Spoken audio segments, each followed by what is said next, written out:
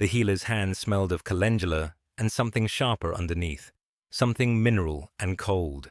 And Mira watched those hands fold together on the table like a door being shut. She had been sitting in this chair for perhaps 10 minutes, perhaps an hour.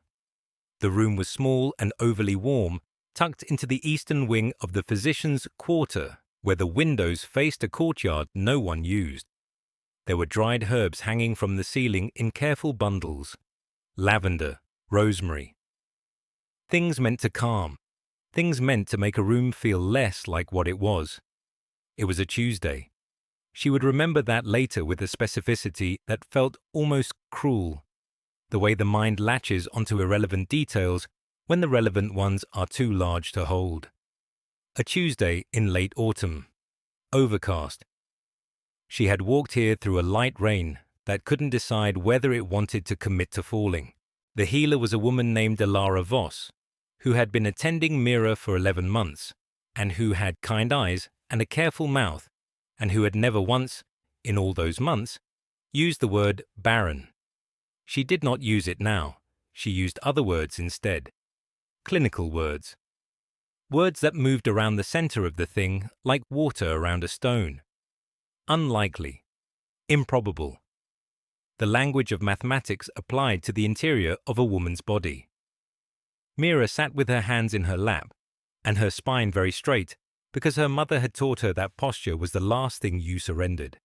And she listened, and she nodded at the appropriate moments, and she asked one question. How unlikely? Alara Voss looked at her with those kind eyes, and did not answer quickly, which was itself an answer. I would not want to give you a number that might. How unlikely? A pause. The herb swayed faintly in some draft Mira couldn't feel. I have seen perhaps 2 cases in my career where a woman with your particular condition carried to term in 31 years of practice. Mira did the arithmetic without meaning to. She had always done this. Numbers were a language she understood better than most. A way of making the world hold still long enough to be examined. 2 in 31 years. Against how many patients? Against what odds? The number was very small. She thanked Alara Voss. She stood. She smoothed the front of her dress, which did not need smoothing, and she walked out through the courtyard no one used, and into the rain that had finally decided to fall properly. And she did not cry, because she was still doing arithmetic, still turning the number over in her mind like a coin she could not stop examining even though she already knew both sides. She walked home through streets that were beginning to empty as the rain thickened. Past the flower seller on Cairn Street who always called her sweetheart.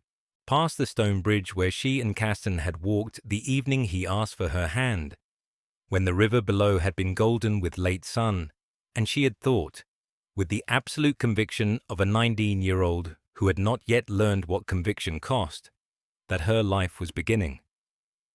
The house was quiet when she arrived. Caston was not home. He had not been home before dark in several weeks, but his absence still had a shape to it, a weight that pressed against the walls of every room she entered. She removed her wet shoes. She hung her cloak. She sat at the kitchen table where the morning's tea was still sitting in its cup. Cold now. A skin formed across its surface, and she pressed her hands flat against the wood and breathed. 2 in 31 years.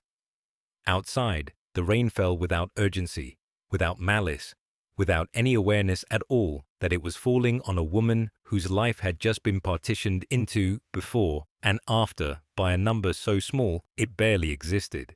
She sat there until the light changed. She did not cry. She wore the pale blue dress because it was the only one that still fit properly. That was the truth of it, though later she would construct more dignified reasons. She would tell herself she chose it because the color was flattering, or because she refused to wear mourning shades to an event that was not, technically, a funeral. But standing before the narrow mirror in her rented rooms that evening, turning sideways to check the fall of the fabric across her hips, the calculation had been far simpler. The cream silk had a wine stain she could not afford to have treated. The green had been a gift from Caston, and she had burned it in the hearth 3 weeks prior, watching the embroidery curl and blacken with a satisfaction that frightened her. The grey made her look consumptive. So, pale blue. She arrived at the midsummer court gathering on foot, because her father had not sent a carriage. She understood what that meant. She climbed the marble steps of the sovereign hall with her hem damp from the street, and her heart doing something strange and arrhythmic behind her ribs, and she told herself she was attending, because to hide would be worse. Absence was admission. Absence was the barren woman crawling into her hole to die quietly and conveniently. She would not be convenient. The hall was everything it always was. Thousands of candles burning in tiered chandeliers that hung like frozen cascades of light. Long tables dressed in white linen and summer roses. The string ensemble already playing from the upper gallery. Their music threading through the noise of 600 voices, all performing the same elaborate pantomime of civility. Mira had attended this gathering every year since she was 16. She knew its rhythms the way she knew her own breathing. The first hour was for arrivals and positioning, the second for wine and reconnaissance, the third for dancing and the quiet, surgical work of alliance building that happened in the spaces between waltzes. She made it 11 steps into the room before she saw him. Caston stood near the center of the hall in a coat of deep charcoal, his dark hair freshly cut, his posture carrying that particular ease of a man who has recently shed an inconvenience. The woman beside him was perhaps 20, chestnut hair, a waist that spoke of youth, and a hand resting low on her own stomach in a gesture so deliberate it could only have been rehearsed. Mira stopped walking. Around her, the whispers began, not all at once. They moved through the crowd in a slow, concentric ripple, like a stone dropped into still water. She could not hear the words precisely, but she did not need to. She had spent her whole life in rooms like this. She knew the vocabulary of social destruction.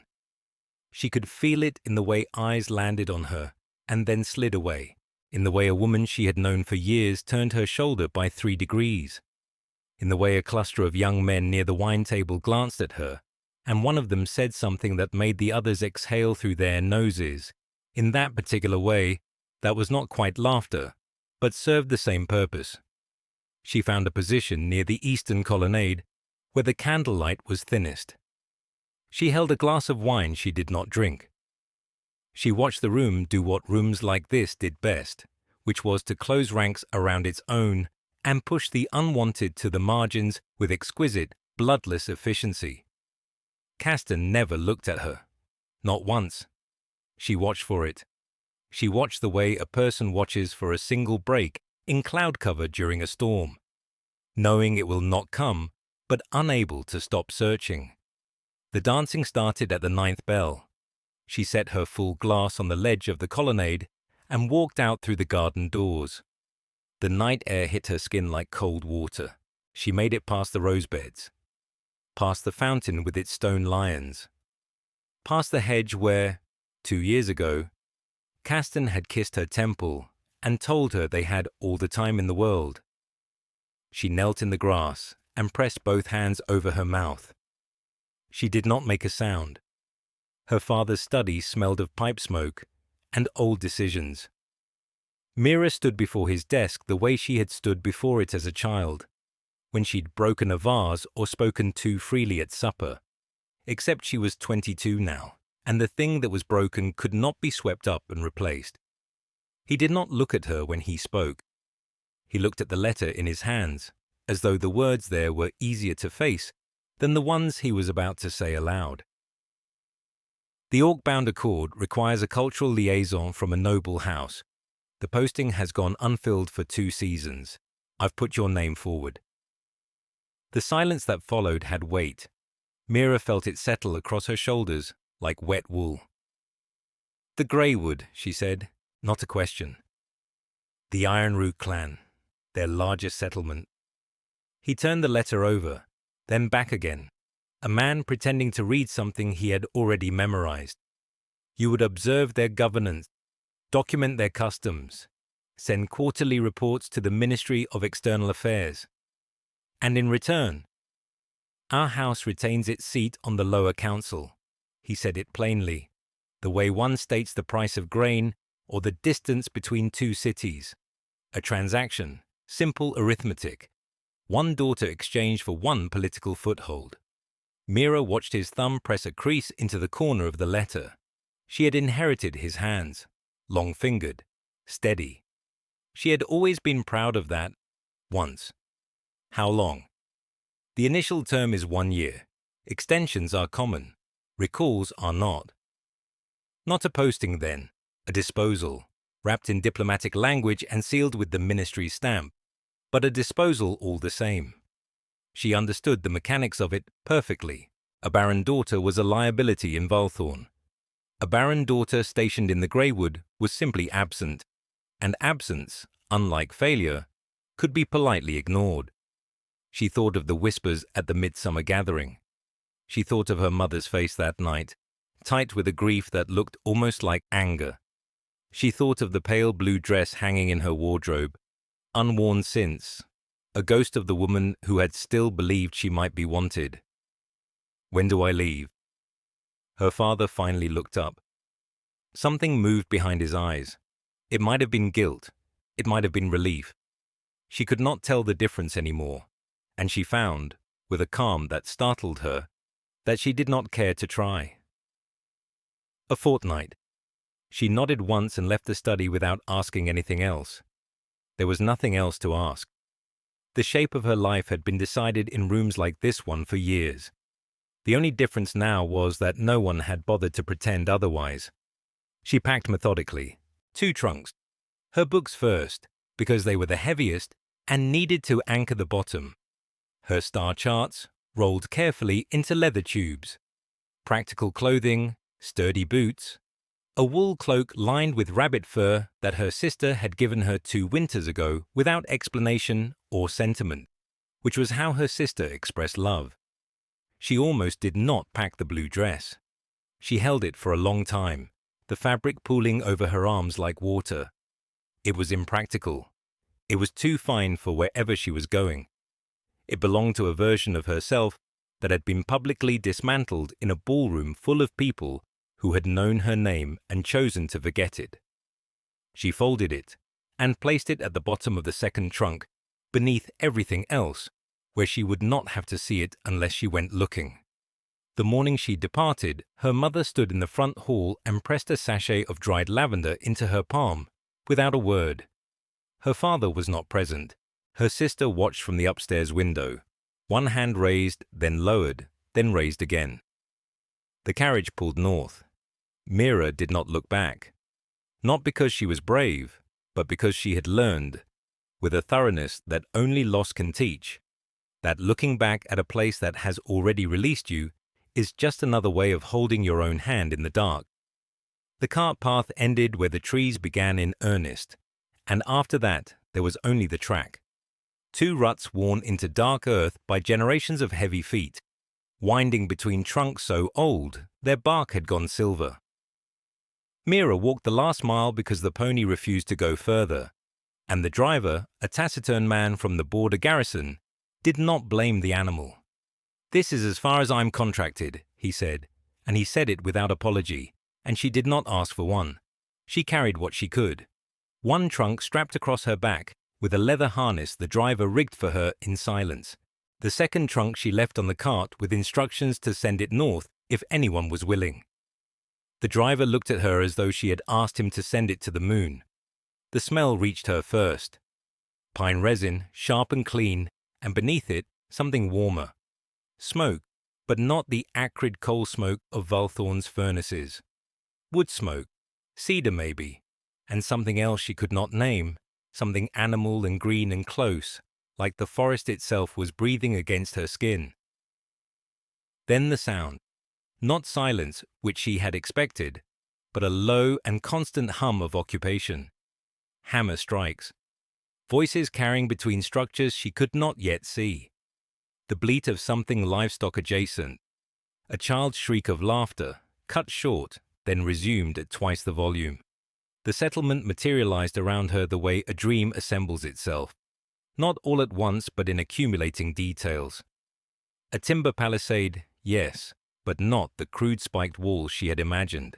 The logs were fitted with a precision that would have made Valthorne's carpenters envious, each one planed smooth and sealed with a dark resin that caught the late afternoon light like lacquer. Beyond it, structures rose in tiers along the hillside. Longhouses with pitched roofs of layered bark, smoke curling from central vents. Their doorways hung with heavy, woven curtains, dyed in colors she did not expect. Ochre, deep violet, a green so saturated it looked almost black.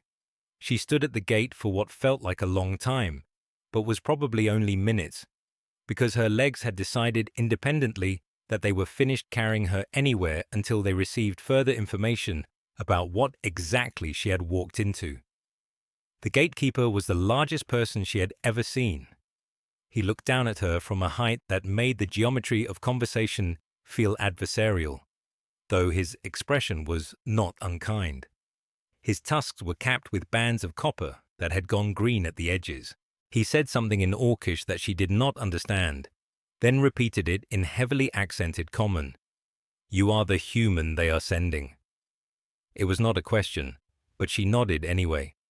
He studied her, the trunk on her back, her mud-hemmed traveling cloak, the way she was standing, which she suspected looked exactly like what it was. A woman trying very hard to appear as though she was not calculating the distance back to the cart path. Then he stepped aside. The interior of the settlement hit her like a held breath released. It was so much warmer than the forest. Fire pits lined the central thoroughfare, tended by figures who moved between them with an ease that spoke of deep routine. The light was amber and shifting, and it touched everything. The timber walls, the iron tools hung on racks outside a forge, the faces that turned toward her one by one as she passed. They looked at her. She had expected that. But the quality of the looking was different from anything she knew.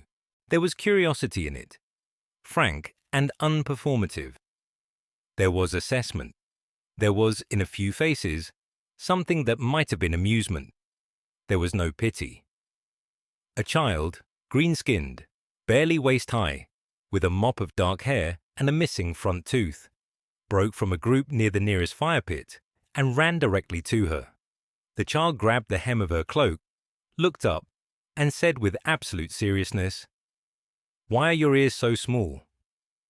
Mira opened her mouth, closed it, and for the first time in longer than she could precisely remember, she laughed. The elder woman's name was Thurka, and she did not knock before entering. She came on the 9th morning with a roll of hide under one arm and a clay bowl of something that smelled like burnt sage and animal fat. She set both on the table where Mira had been working and stood there, waiting, until Mira looked up from the Valthorne Celestial Index she'd been cross-referencing against her own observations. Thurka unrolled the hide. It was a star chart, but not like any Mira had seen. The constellations were drawn in thick pigment, ochre and charcoal and something deep blue that might have been crushed mineral. And the shapes they formed were not the classical figures Mira had memorized as a girl. No weeping maiden, no crown of Ethis, no shepherd's lantern hanging in the northern sky like a promise of safe passage. Instead, the stars had been grouped into forms that moved. A river, a wolf mid-stride, two hands clasped at the wrist in what Mira would later learn was the iron root gesture for oath-keeping. Thurka tapped the wolf, said a word Mira didn't know, then tapped the corresponding cluster on Mira's own chart, the one Valthorne astronomers called the Pale Huntress, and raised one heavy brow as if to say, "You see?" Mira saw. Same stars. Entirely different story told between them. She pulled her chair closer. Thurka sat across from her, the table between them barely wide enough for both charts, and for the next 2 hours they spoke in a broken patchwork of common and gesture and the occasional Orcish word that Thurka would repeat 3 times, slowly, until Mira's pronunciation stopped making her wince. The Iron Route did not use stars for navigation the way Valthorn's sailors did. They used them for timekeeping. Each constellation corresponded not to a direction, but to a season of activity. When to hunt, when to build, when the river would swell and the lowland paths would flood. The sky was not a map to them. It was a calendar written by hands older than memory, and reading it correctly was a matter of survival. Mira had spent years studying stars as a private indulgence, a quiet rebellion against the drawing rooms and dinner tables where she was expected to perform a version of herself that fit neatly into someone else's future. No one in Valthorn had ever asked to see her charts. Thurka came back the next morning, and the morning after that. On the third visit, she brought another elder, a wiry male with a scar that split his lower lip and steady hands that traced the constellations with a craftsman's precision. He corrected Thurka twice on the positioning of the river stars, and they argued about it with the comfortable heat of people who had been arguing about the same things for decades. They included Mira in the disagreement as though her opinion had weight. She offered it carefully, showed them her logged observations, the positional notes she'd taken over years of watching the sky from a bedroom window in a house that had never quite felt like hers. The scarred elder studied her measurements for a long time. Then he said something to Thurka that Mira couldn't follow, except for one word she'd already learned. Vasku, accurate. That evening, alone in her quarters, Mira opened the trunk she had not fully unpacked. Beneath folded linens and a pair of shoes, too fine for greywood mud, the pale blue dress lay where she had buried it. She touched the fabric, remembered the ballroom, the whispers moving through silk and candlelight like something with teeth. She closed the trunk. Then she returned to the table, unrolled Thurka's hide chart beside her own, and began the slow work of building a bridge between two skies that had always been one sky, seen by eyes that had simply learned to look for different things. Outside, the greywood pines creaked in a wind that carried the smell of ice and distance. She did not think of Volthorn once.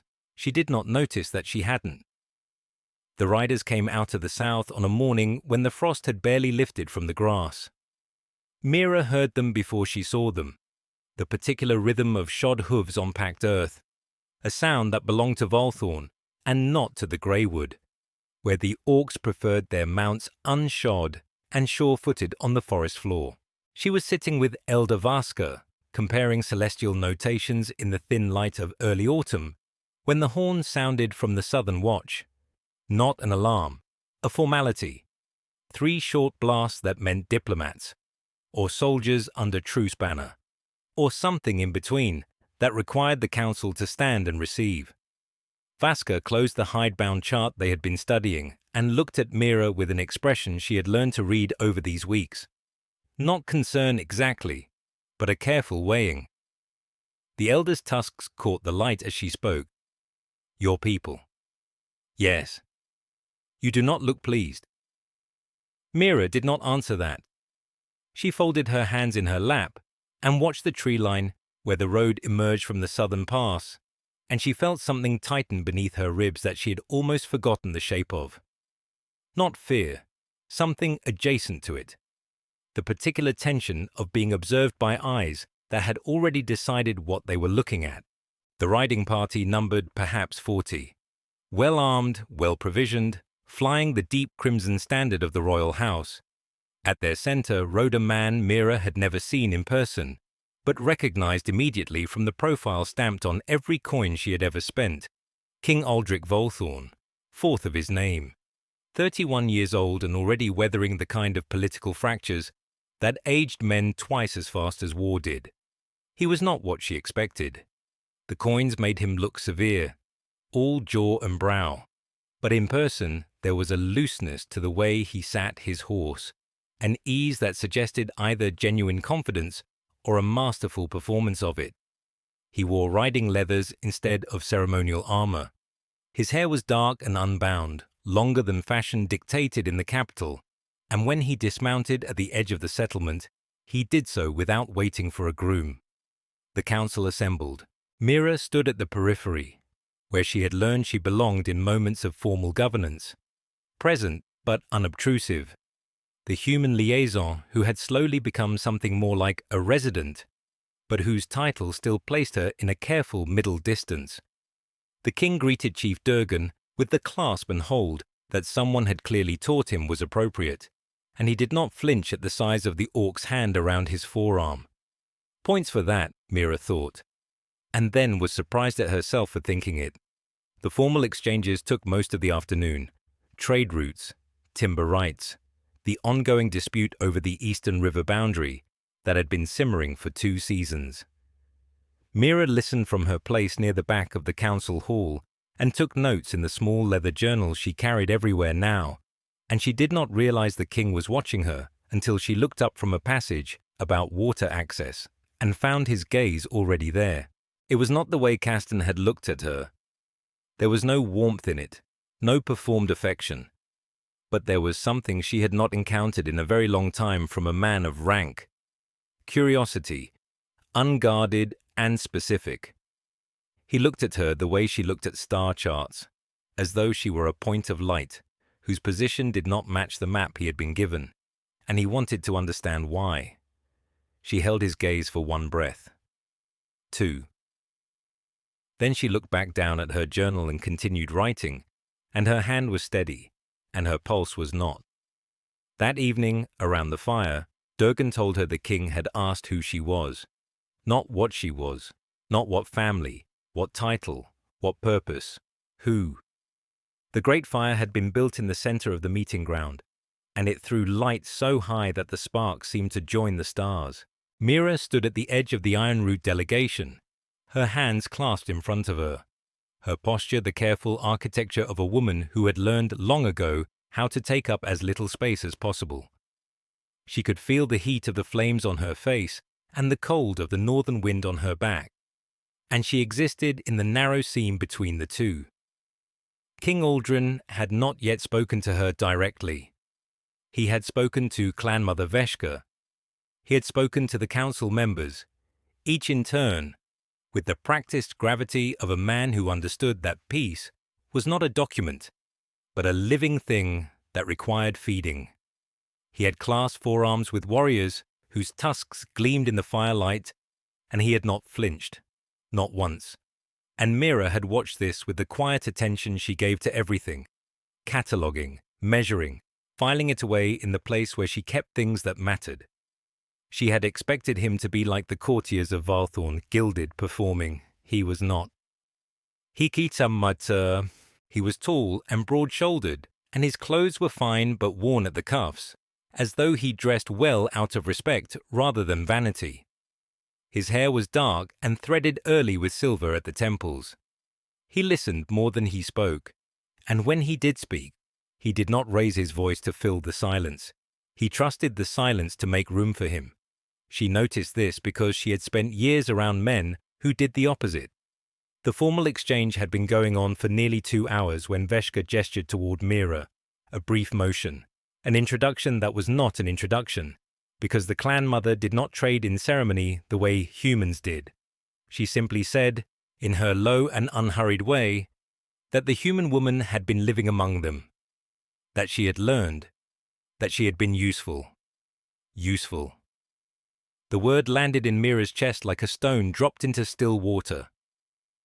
King Aldrin turned and looked at her, not past her, not through her, not at the space she occupied as though calculating what it was worth. He looked at her the way he had looked at the council members, with the full, unhurried weight of his attention. She felt her pulse climb into her throat. He crossed the distance between them in 4 strides.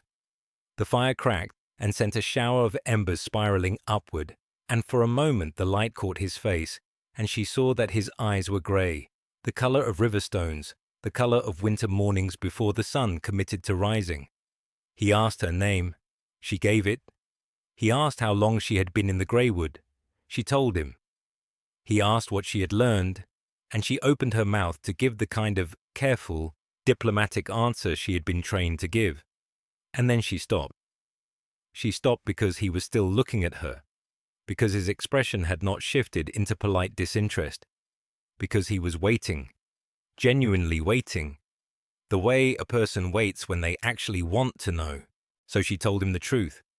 She told him about the star charts and how the iron route maps used different anchor points but arrived at the same constellations. She told him about the council system and how merit-based governance created different incentives than bloodline succession. She told him things she had only written in her journal, things she had assumed no one would ever ask about, and he listened to every word. When she finished, the fire had burned lower, and the crowd had shifted around them like a river parting around two stones. He was quiet for a moment. Then he said, clearly enough that those nearest could hear, and would later repeat it to those who could not, that he wanted her as his liaison to the Greywood, not her family, not her father's house, her, Mira Ashvale, chosen, in full view, for what she knew and who she was, and nothing else. She did not cry, but her hands, still clasped in front of her, trembled once before going still. The feast hall of Iron Root was not built for silence. It was a place of timber and smoke, and the overlapping voices of 300 souls who had never learned to whisper. Mira had grown used to it over the weeks, the way conversation here moved like weather, loud and unself-conscious, rolling through the hall in great warm gusts that shook the hanging lanterns and made the fire leap. But tonight the hall was silent. King Aldrich Voss stood at the center of it, travel-worn and imperial, his riding cloak still damp from the Greywood mist. He had come north with a retinue of 40, soldiers, scribes, a handful of courtiers who looked at the timber walls the way one looks at a wound. His presence here was unprecedented. A human king had not set foot in Iron Root in living memory. He had come, he said, to formalize the next phase of the accord. He had come, he said, to select a permanent ambassador. The council elders sat along the eastern wall, their faces unreadable. Mira sat among them, not because she had been invited to, but because Elder Surak had pulled out the chair beside her and said nothing, which in Iron Root was the same as an invitation that could not be refused. She watched the king speak. He was younger than she had imagined, precise in his language, careful in his courtesies, but there was something behind his eyes that she recognized, the particular exhaustion of a person who had spent years performing a version of themselves for an audience that would accept nothing else. He asked questions about the clan's governance, about their trade routes, their agricultural cycles, their methods of conflict resolution. The elders answered with the directness she had come to love about them. No embellishment, no deference, just the clean architecture of truth. Then Aldrich asked about the star charts. Mira's breath caught. She did not know why he knew about them. Perhaps the reports she had been sending south had actually been read. Perhaps someone in Valthorn had mentioned the peculiar noble woman who had started mapping Greywood constellations alongside the Iron Root celestial tradition, creating a shared cartography that neither culture had attempted before. The elder beside her said, without looking at Mira, "That is her work." Every eye in the hall turned. She had spent a lifetime being looked at with pity at the midsummer court, looked at with clinical detachment by healers, looked at with diminishing interest by a man who had once promised her a future and then quietly revoked it. She knew what it felt like to be seen as a problem, as a deficit, as a woman shaped entirely by what she could not do. Aldrich Voss looked at her as though she were the answer to a question he had been carrying for a long time. "Show me," he said. She stood. Her hands were shaking, and she did not hide it. She walked to the great table where the charts were spread, hers and Surak's granddaughter's, layered together, human ink and Orcish pigment mapping the same sky in two languages that had finally learned to speak to each other. She explained the work. She heard her own voice, steady, specific, alive with the kind of authority that comes not from title, but from genuine knowing. She spoke about the stars the way she had always wanted to speak about them. Not as a parlor trick, not as a quaint accomplishment to list alongside embroidery and harp, as a discipline, as a bridge. When she finished, the silence in the hall was different. It was not the silence of judgment. It was the silence of something shifting. "I am not choosing a representative from Valthorn's noble houses," Aldrich said, and his voice carried to every corner. "I am choosing you." The sound Mira made was not a word. It was not a sob. It was the small, involuntary breath of a woman who had held herself so carefully, for so long, that the sudden absence of weight was almost unbearable. A sound like a door opening after years of believing the room had no exit.